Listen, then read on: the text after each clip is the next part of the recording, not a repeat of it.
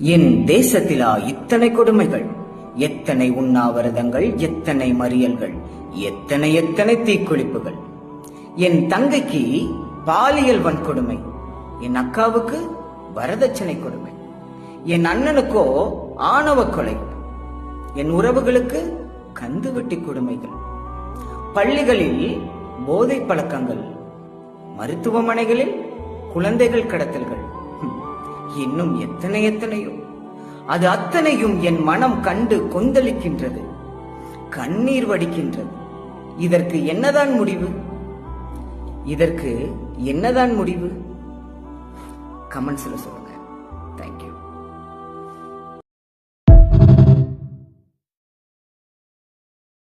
என் தேசத்திலா இத்தனை கொடுமைகள், எத்தனை உண்ணாவிரதங்கள், எத்தனை மறியல்கள், எத்தனை எத்தனை தீக்குளிப்புகள்.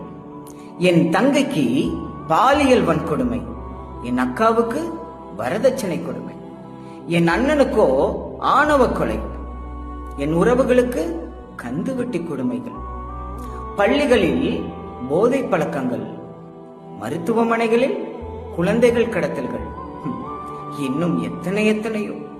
அது அத்தனையும் என் மனம் கண்டு கொந்தளிக்கின்றது, கண்ணீர் வடிக்கின்றது. இதற்கு என்னதான் முடிவு? இதற்கு என்னதான் முடிவு? கமெண்ட்ஸ்ல சொல்லுங்க.